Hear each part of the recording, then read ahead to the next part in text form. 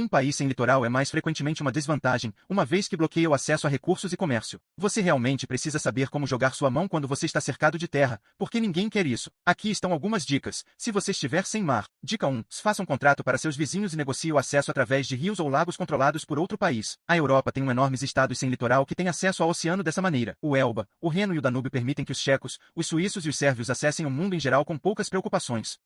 A Bélgica ainda tem seu próprio acesso ao Oceano Atlântico, mas prefere usar águas holandesas para acessar seus melhores portos. E eles têm pouco a se preocupar, porque durante os últimos 200 anos, os europeus pararam de lutar e lentamente percebem que partilhar é cuidar. Dica 2. Sobre ter uma união. Eslovênia, Bósnia, até 2006, Sérvia e Montenegro. O fim da Iugoslávia nos deixou com um buffet destes para escolher, uma vez que a Croácia carrega toda a costa adriática, ou você poderia obter um poder colonial para fazê-lo por você. Dica 3. Lute para obtê-lo. De um pequeno ducado eslavo nas margens do Império Mongol ao poder continental. A Rússia é um grande defensor da luta. De Moscou, encontraram o Mar Ártico. Agora, eles não ficaram mais sem litoral, mas Arkhangels, porto russo do Ártico, está um pouco fora do caminho, e está congelado durante metade do ano. Então as pessoas apenas estabeleceram vínculos comerciais por acidente. Estava claro que eles poderiam fazer melhor. Então, eles começaram a lutar e avançaram até baterem na água e, quando fizeram, apenas voltaram a girar até chegarem a uma água diferente. Ártico, Volga, Cáspio, Báltico, Negro.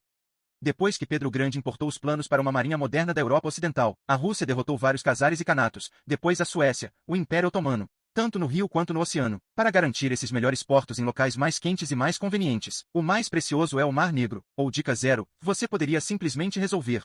Há um país que é tão sem litoral, é praticamente em um mundo próprio, um dos 2 países duplamente sem litoral neste mundo. O Uzbequistão é mais do que o seu Estão médio. Não há rota para os 7 mares para o Uzbequistão. Há 400 anos, Pedro o Grande considerou que havia um rio na Ásia Central para poder conquistar a região, mas ele estava errado. Nesta região, todos os rios levam ao deserto.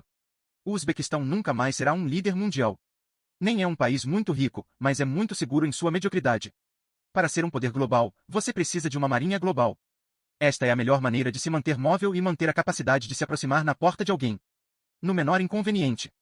Alguns países têm essa oportunidade, não importa a capacidade. Em vez disso, o Uzbequistão tem quase tudo o que precisa diretamente na sua porta.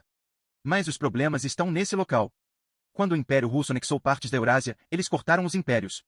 Para o próximo século, os poderes da capital russa redigiram as fronteiras para se adequarem. Para Lenin e Stalin. Isso significava brincar com etnias, amarrando-os em todos os tipos de formas. As nações cristalizaram em torno dessas divisões, e quando os anos 90 se aproximaram, a independência estava em voga.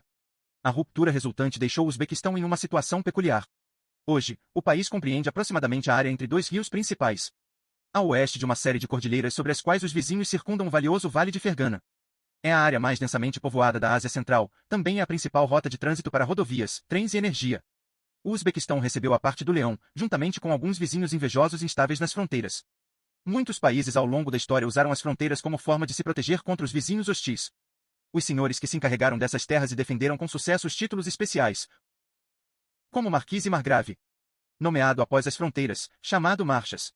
O mesmo aconteceu na Rússia, onde os títulos eram o governador-geral, bem menos romântico. E as fronteiras eram krais. Até este dia, há um krai em que a Rússia está interessada em Ucrânia.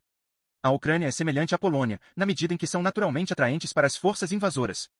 Mas, ao contrário da Polônia, não existe um império alemão na outra extremidade da Ucrânia. Só há gloriosas montanhas e mar glorioso. A única característica de resgate da localização da Ucrânia é aquela uma península com portos de água quente. Acesso ao oceano, depósitos de energia ricos, infelizmente, para a Ucrânia. Alguns milhões de russos. Que era um motivo perfeito para a pessoa com acesso ao botão justificar guerra. Os ingredientes estavam todos lá. A Rússia apenas colocou todos juntos. Em 2014, a Rússia estava em seu tamanho menor em séculos. Houve uma razão pela qual a Rússia se expandiu até agora, todos esses anos atrás. Seu núcleo não está bem protegido, por isso precisa da maior distância possível entre o território capital e inimigo. E ancorar essas fronteiras contra características geográficas como montanhas e oceano. Na queda da União Soviética, Moscou estava a 1.500 quilômetros da OTAN, mas, em 2004, estava dentro da distância da respiração. Provavelmente bom movimento para a OTAN, mas a Rússia, provocada a reagir.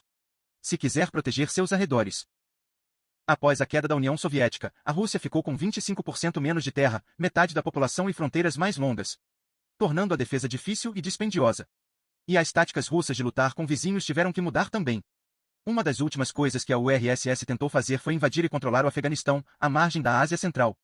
Os Estados Unidos não poderiam arriscar a guerra direta com os soviéticos, então sua solução ideal era a guerra por procuração. Uma guerra de procuração, o que significa que eles poderiam lutar sujo. Os soviéticos recuaram do Afeganistão e se implodiram em particular. No Cáucaso, a Rússia mantém abas fechadas.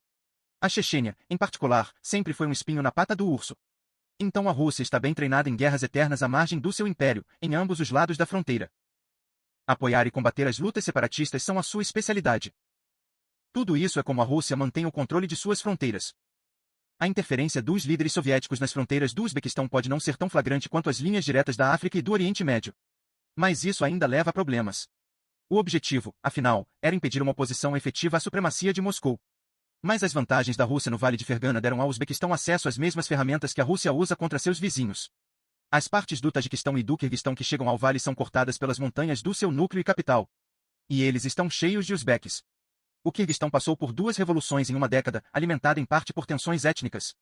É aqui que Tashkent encontra influência. Pergunto-me onde o Uzbequistão aprendeu essa técnica. Contra os seus vizinhos, o Uzbequistão mantém algumas das paredes fronteiriças mais longas do mundo. Isso minimiza o número de passagens de fronteira para manter o controle. Uma vez que, como a Rússia, tem um território menor e fronteiras mais longas. E os vizinhos frágeis tendem a provocar. Com o Afeganistão tem um único cruzamento de fronteira. O apelido ironicamente chamado de Ponte da Amizade no Afeganistão e Uzbequistão. A ponte menos amigável do mundo. Que anteriormente era rota para o Afeganistão e para as forças soviéticas, construídas para esse fim. A retaliação dos vizinhos contra o Uzbequistão poderia ser o desafio de sua confiança. Nos 2 rios que se originam nas suas montanhas. Mas, infelizmente para eles, o Uzbequistão tem muito mais força. Uma população militar elegível maior do que toda a população de seus vizinhos. E controle de transporte, alimentação e energia de ambos os países. Esses vizinhos simplesmente não o cortam como uma ameaça. Mas e quanto mais longe, a região está cercada por potências nucleares. A China, a Índia, o Paquistão, a Índia, a Rússia e o Irã cercam a Ásia Central, mas o Uzbequistão não controla nenhum deles. Tashkent tem 1000 quilômetros de buffer. Assim, como um perseguidor com problemas de intimidade, o Uzbequistão quer manter seus vizinhos perto, mas não muito perto. Precisa manter a combinação certa de distância e influência para manter o controle de seus poucos interesses vitais nos países vizinhos. Mas, se a Rússia chegar ao centro da cidade e decidir defender uma minoria oprimida, o Uzbequistão terá problemas. É o único vizinho com quem o Uzbequistão mantém um relacionamento ainda vagamente cordial. Os cidadãos cazaques têm um PIB per capita e um padrão de vida mais elevado, mas isso ocorre com um custo. De Koutova ao Kremlin. Se a Rússia se intrometer nos assuntos da Ásia Central, o Cazaquistão é a plataforma de lançamento, em mais de uma forma. Com 1/4 da população sendo etnicamente russa e movendo a capital a 600 milhas a norte em direção ao seu vizinho maior. É claro que esticar tanto espaço para eles no pequeno espaço sob o polegar da Rússia é seu objetivo. E não se tornar a segunda Ucrânia. Enquanto o Cazaquistão permanecer amigável, não há necessidade de anexar. Até então, o Cazaquistão joga, como dos aliados mais próximos da Rússia em uma série de vagas organizações pós-soviéticas. A Rússia analisa as mudanças climáticas de um modo um pouco mais favorável do que a maioria dos outros lugares do mundo. Isso abrirá novas rotas comerciais e criará muito mais terra no norte cultivável e habitável. A Rússia não seria mais descoberta por acidente. Mas, para o Uzbequistão, a má gestão já levou à evaporação do Mar de Aral. O que significa que esses rios drenam a terra antes de chegar a um corpo de água. O deserto de Karakum avança e os rios se retiram todos os anos. Com isso, com o derretimento das geleiras que são a fonte desses rios. E você tem um negocio sério. Quando não há água suficiente para dar uma volta.